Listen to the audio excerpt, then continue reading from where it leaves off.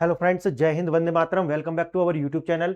Friends, आज हम बात करने वाले हैं, जैसा कि आप जानते हैं कि भारत में बजट पेश हो चुका है और ये जो बजट पेश हुआ है उसके अंदर डिफेंस का जो बजट है उसके अंदर आप देखेंगे कि लगभग 15% का जो है वो वार्षिक वृद्धि देखने के लिए मिल रही है। यानी कि अगर पूरी दुनिया के अंदर एक अंदाजा लगाया जाता है, ऐसा माना जाता है कि अगर बजट के अंदर वृद्धि हो रही है तो आप मान के चलिए कि वो जो देश है वो बहुत ज्यादा कॉशियस है अपने डिफेंस, अपनी सिक्योरिटी को लेकर के।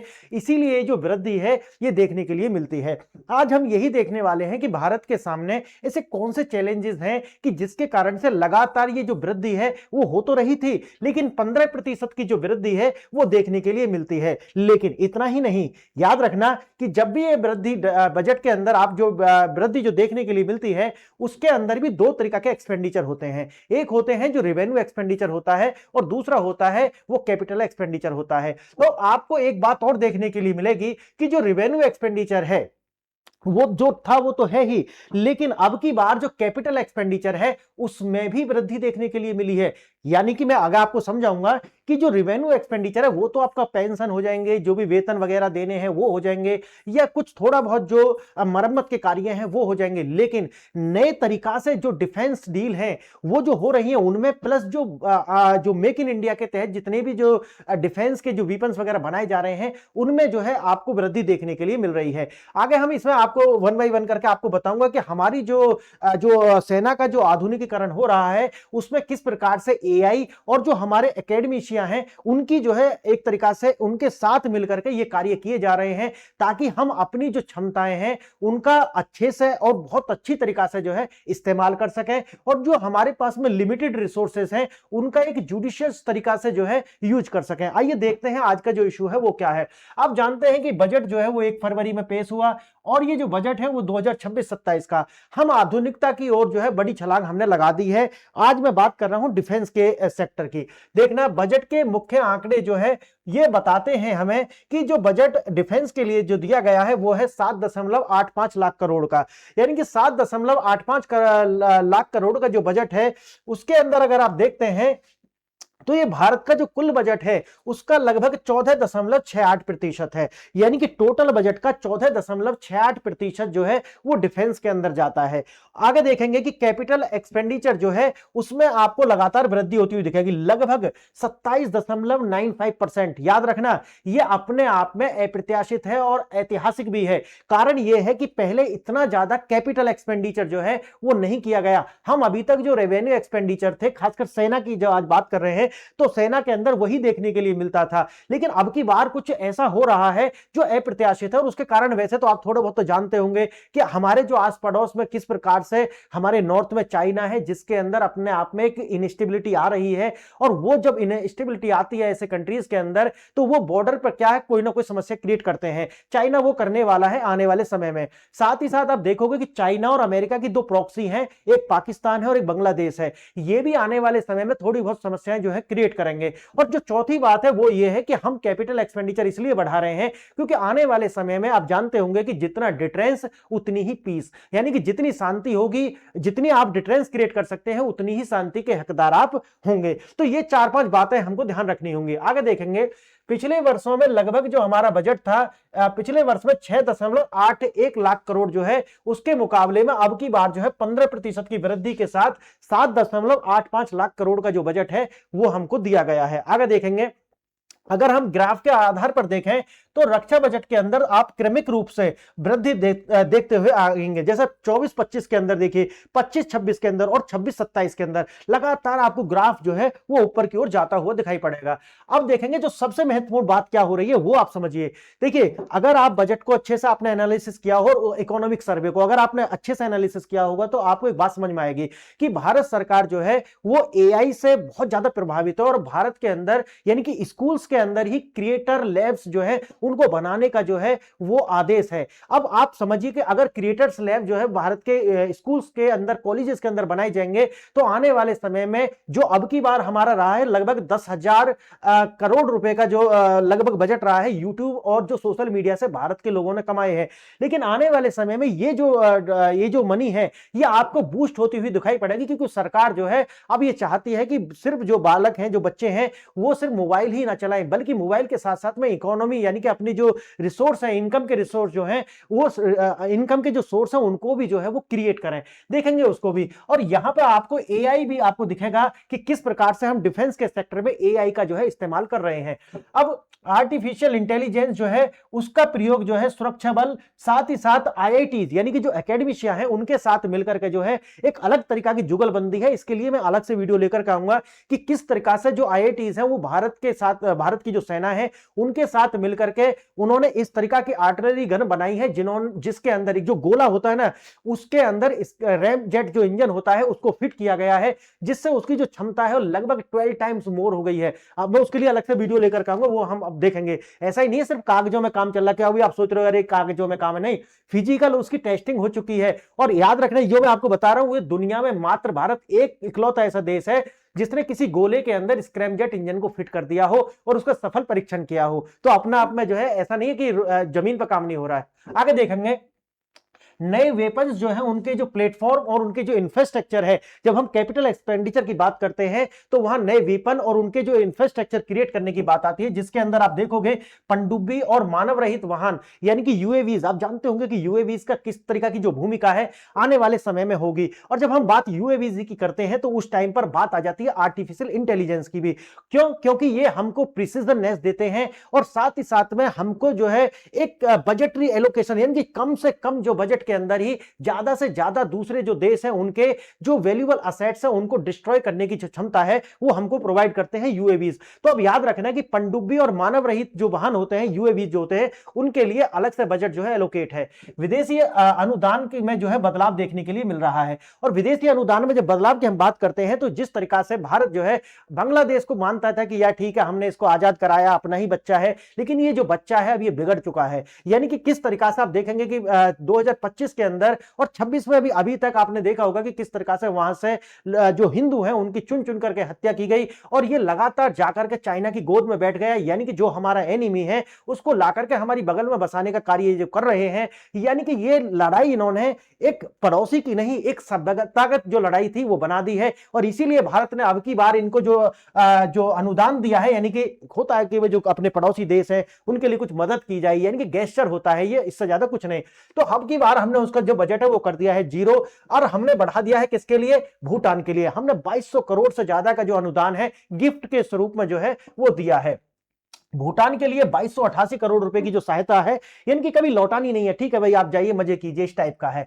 प्रतिबंधों के कारण जो है चाबहार के लिए जो है अब की बार ये एलोकेट नहीं किया गया है, लेकिन एक वीडियो में बनाऊंगा जिसमें अब अमेरिका भी जो है भारत की शरण में आ चुका है। और उन्होंने भी, आपने डोनाल्ड ट्रंप का देखा होगा, वैसे तो अभी जो हमारी जो फॉरेन मिनिस्ट्री है उसने इसको कंफर्म नहीं किया है कि डोनाल्ड ट्रंप अलग अलग तरीका के दावे कर रहे हैं। वो कह रहे हैं कि भाई ट्रेड डील हो गई है, फ्रेंडशिप बहुत आगे चल रही है, हम आसमान से ऊंचे हैं, समुद्र से गहरे हैं। लेकिन मैं मानता कि डोनाल्ड ट्रंप कभी भी कुछ भी फूंक करके और नशे वसे में ऐसा बोल देते हैं, जब तक हमारी जो फॉरेन मिनिस्ट्री है वो कंफर्म नहीं करती तब तक इस जो न्यूज को मैं मानूंगा नहीं। आगे देखेंगे, उसके लिए अलग से वीडियो लाऊंगा, वो आप देख लेना। प्रतिबंधों के कारण जो है चाबहार, लेकिन जैसे ही प्रतिबंधों के कारण चाबहार के लिए बजट एलोकेट नहीं किया गया तो भारत के जो क्यूट यूट्यूबर्स हैं, उन्हें मैं क्यूट यूट्यूबर्स कहता हूं, तो ये क्यूट्यूबर्स जो है तुरंत उन्होंने न्यूज छापनी शुरू कर दी है कि चाबहार तो निकल चुका है हाथ से। भाई चाबहार भारत के हाथ से नहीं निकला है।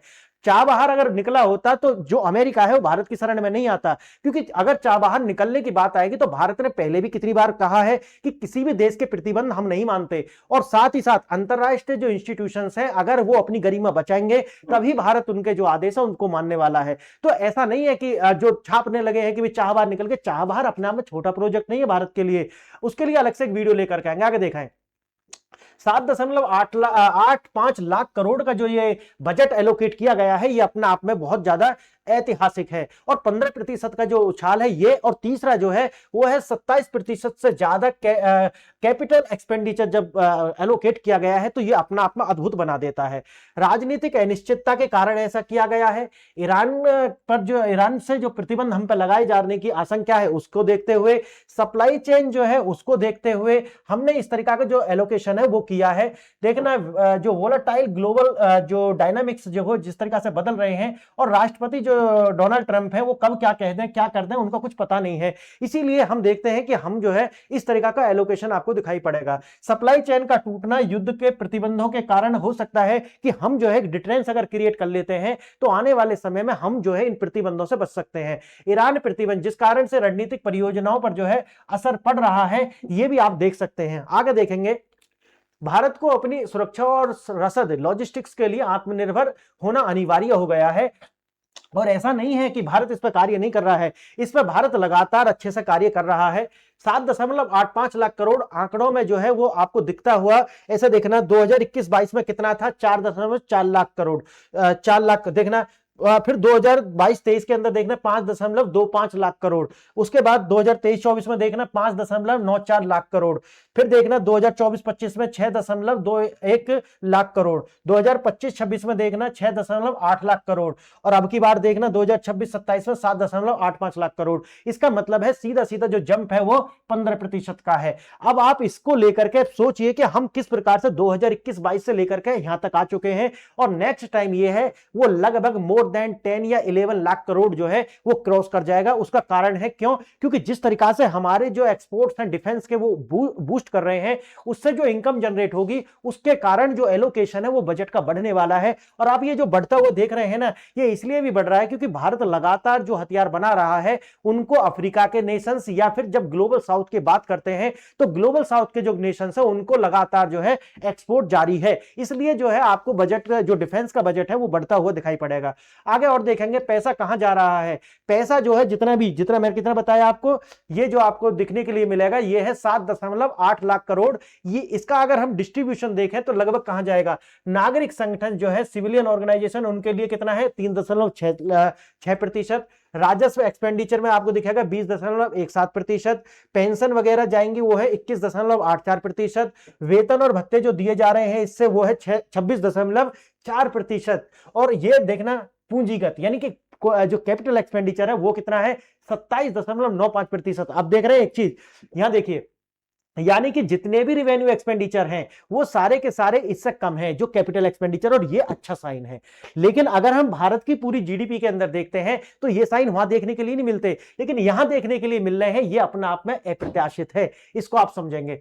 देखना पहली बार पूंजीगत व्यय जो है का हिस्सा वेतन और पेंशन से अधिक है। यह आधुनिकीकरण पर एक स्पष्ट फोकस को दर्शाता है।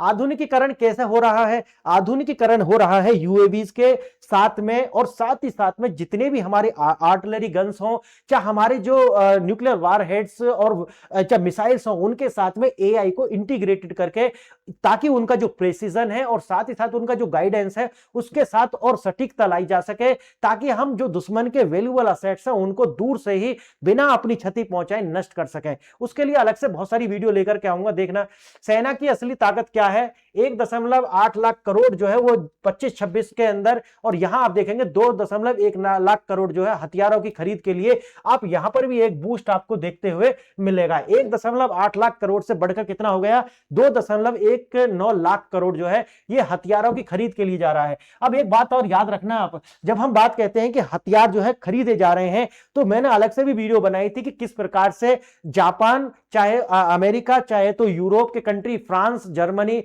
और यूके, ये सारे के सारे भारत के अंदर आकर के अपने जो है वो यूनिट्स लगा रहे हैं। और भारत के जो अडानी ग्रुप रहे हो या रिलायंस ग्रुप रहे हो या महिंद्रा रहे हो, इनके साथ मिलकर के भारत के अंदर सिविल एविएशन से लेकर के और ये जो डिफेंस के जितने विमान हैं उनको अपने यहीं पर बना रहे हैं भारत के अंदर। अब हथियार जब खरीदे जा रहे हैं तो इनकी जो है रिवर्स इंजीनियरिंग भी की जा रही है, यानी कि वही मॉडल जो चाइना ने कभी अपनाया था। लेकिन हम चाइना से बेहतर इसलिए होंगे क्योंकि हमारे यहां पर जो टेस्टिंग है वो बिल्कुल जाकर के ग्राउंड पर होती है। कारण यह है कि हमारे पास में टेस्टिंग करने के लिए बांग्लादेश अब नया मिल गया है, बाकी तो पाकिस्तान जो है, मोदी जी ने कहा था ना, अरे आपकी जो है टेस्टिंग है, जब भी हमको टेस्टिंग करनी होगी उसके लिए सबसे अच्छा ग्राउंड है पाकिस्तान। पाकिस्तान को हम लगातार जो है इसी तरीका से ठोकेंगे और पाकिस्तान को ठोक करके हम अपने जो हथियार है उनकी टेस्टिंग कर लेते हैं कि किस प्रकार से, क्योंकि देखो जो पाकिस्तान है वो प्रॉक्सी है चाइना और अमेरिका का। पाकिस्तान के पास डिफेंस सिस्टम कहां का है? चाइना का है। अधिकांश जो फाइटर जेट्स हैं वो कहां के हैं? वो अमेरिका से हैं। अगर भारत उनको वहां हराता है जैसा ऑपरेशन सिंदूर के अंदर किया, तो दो बात निश्चित हो गई। एक तो दोनों संदेश पहुंच गए, अमेरिका को भी पहुंच गया और चाइना को भी, कि आपका जो डिफेंस है और आपके जो फाइटर जेट्स हैं वो भारत का मुकाबला पूरा एक दिन भी नहीं कर सकते। क्लियर है मेरी बात? तो ये जो एक दिन आपका जो मुकाबला नहीं हो सकता भारत के साथ, ये एक चैलेंज है और ये उनको एक चुनौती है, ताकि एक डिटरेंस क्रिएट हो। क्लियर? आगे देखेंगे इसको। अब है इसके अंदर क्या क्या आएंगे? नेक्स्ट जनरेशन के फाइटर जेट्स जो है वो खरीदे जाएंगे, पनडुब्बियां और जो जहाज है वो खरीदे जाएंगे, ड्रोन का जो है एआई सिस्टम जो है वो रोबस्ट किया जाएगा, और जितने भी और हमारे पास वेपन्स है उनके साथ भी एआई को जो है वो इंटीग्रेट किया जाएगा। युद्ध नीति का जो भविष्य है, आने वाले समय में क्या होने वाला है, वित्त मंत्री के भाषण में एआई का जो है सर्वाधिक उल्लेख आपको देखने के लिए मिलता है, चाहे तो वो क्रिएशन के रूप में हो, चाहे तो वो हमारा इंटीग्रेशन हो, क्योंकि बिना एआई के आप जा नहीं सकते। और दूसरा ये मत समझ लेना कि जब एआई की बात करते हैं तो आपका जो दिमाग है वो चला जाता है पश्चिम की ओर, नहीं, ये मत कर देना, क्योंकि भारत के अंदर जब बजट को अच्छे से पढ़ेंगे तो भारत के अंदर भी एआई के जो मॉड्यूल्स हैं उनको जो है क्रिएट किया जा रहा है।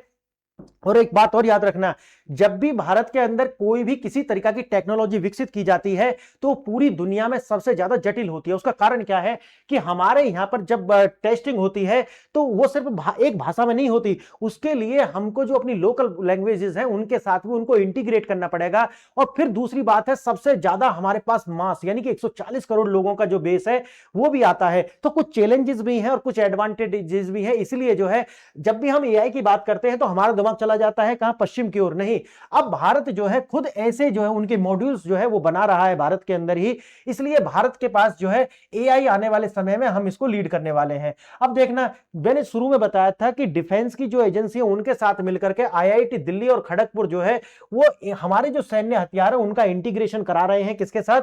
एआई के साथ में। अब देखना उपयोग के लिए, देखना सर्वाइलेंस और निगरानी, वार गेमिंग और ऑटोनोमस सिस्टम्स जो हैं इनको भी आगे बढ़ाया जा रहा है। आगे देखना, भारत के सर्वश्रेष्ठ दिमाग बेस्ट ब्रेन सेना के लिए एआई तकनीक विकसित कर रहे हैं। मैंने बताया है आईआईटीज जो है वो इसमें सहयोग कर रही हैं। मैंने दो के नाम बताए, लगभग भारत के अंदर जो टॉप मोस्ट आईआईटीज हैं वो सारे के सारे कोलैबोरेट कर रहे हैं हमारी जो डिफेंस सेक्टर्स है उनके साथ में।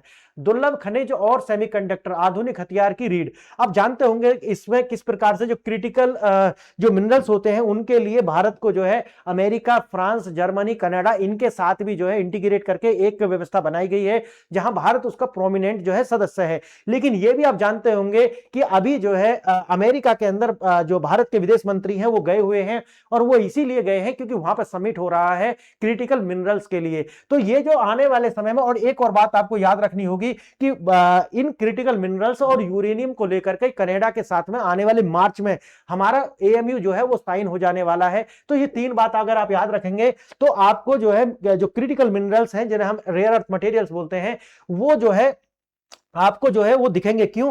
क्योंकि अगर आपको एआई के मॉड्यूल्स और आने वाले समय में जितने भी एआई गैजेट्स हैं या इलेक्ट्रिकल गैजेट्स तैयार करने हैं, चाहे तो वो डिफेंस के हों या फिर ये, तो आपको जरूरत पड़ेगी सेमीकंडक्टर्स और मैग्नेट्स की, और ये जो बनाए जाएंगे ये बनाए जाएंगे किससे? क्रिटिकल मिनरल्स के द्वारा ही। तो इसलिए भारत इस पर लगातार कार्य कर रहा है, और भारत ने वैसे भी आप जानते होंगे कि 2032 तक अपने आप में ही यानी कि सप्लाई चेन जो है उससे अलग होते हुए, चाइना पर निर्भर नहीं रहते हुए 2032 तक खुद का ही जो है रेयर अर्थ मिनरल्स जो है उनको बनाने की जो तकनीक है, उनको जो प्रोसेस करने की जो तकनीक है उस पर काम करके खुद आत्मनिर्भर बनने का जो है पूरा का पूरा जो रोड मैप है वो तैयार कर लिया है। सेमीकंडक्टर मिशन जो है वो जैसा कि आप जानते होंगे राष्ट्रीय सुरक्षा का अभिन्न अंग बन गया है। आत्मनिर्भरता जो है वो आवश्यक है क्योंकि प्रोसेसिंग उपकरण का जो है जो कस्टम ड्यूटी की जो छूट है उन पर हमें नहीं रहते हुए, बल्कि हमको क्या करना होगा? आत्मनिर्भरता पर आना ही होगा। ऊर्जा सुरक्षा ही राष्ट्रीय सुरक्षा है। परमाणु ऊर्जा के लिए अब जैसा कि मैंने बताया कनाडा के साथ में आने वाले मार्च में ही 10 साल की जो डील है वो होने वाली है यूरेनियम को लेकर के और रेयर अर्थ मटेरियल्स को लेकर के। अब देखेंगे इलेक्ट्रिकल वाहन जो है अगर वो भी आपको बनाने तो उसके लिए भी लिथियम आयन बैटरी का निर्माण जो है वो करना पड़ेगा, जो कि जीवाश्म ईंधन पर निर्भरता जो है हमारी कम करेगा। और ऊर्जा की जो सुरक्षा है अगर हम वो सिक्योर कर लेते हैं तो आप मानिए हमने बहुत सारा कार्य निपटा लिया, ऐसा समझिए।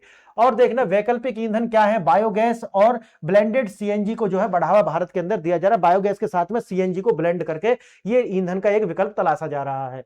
अब है टेक्सटाइल और आर्थिक कूटनीति, एक अदृश्य वो है पाकिस्तान और जो जीएसपी यूरोप द्वारा दी गई रिश्वत जो है वो लोकतंत्र और मानवाधिकारों के बदले एक तरीका से टैरिफ मुक्त का व्यापार जो है वो लगातार कर रहे हैं। फ्री ट्रेड एग्रीमेंट जो है भारत के साथ में आप जानते होंगे, बराबरी की जो साझेदारी है वो लगातार मेगा टेक्सटाइल जो है वो समर्थ 2.0 योजना को जो है समर्थन दिया जा रहा है। आगे देखेंगे, वैश्विक बाजार में पाकिस्तान और बांग्लादेश को एकाधिकार तोड़ना जो है वो भारत का उद्देश्य है और हम जल्दी से इसके जो है एकाधिकार को भी तोड़ देंगे। अब जैसे आप जानते हैं कि भारत का जो सहायता अनुदान है हमने बांग्लादेश से रोक लिया है और हमने जो है लगभग 800 करोड़ जो है वो दिए हैं नेपाल को, 550 करोड़ हमने दिए हैं श्रीलंका को 400 करोड़ दिए हैं हमने, और मालदीव को जो है हमने 550 करोड़ दिए हैं, अफ्रीका को लगभग 225 करोड़ दिए हैं, और सर्वाधिक जो है हमने भूटान को 2288 करोड़ जो है वो अनुदान के रूप में दिए हैं। और आप जानते होंगे जो अनुदान होता है वो ग्रांट होता है, उपहार होता है, इसको लौटाना नहीं होता, और ये सिर्फ एक गेस्चर होता है फ्रेंडशिप का और कुछ नहीं, इससे ज्यादा। आगे देखना, चाबहार पोर्ट को लेकर के जिस तरीका का ये जो सब चल रहा है उस पर विश्वास ना करें।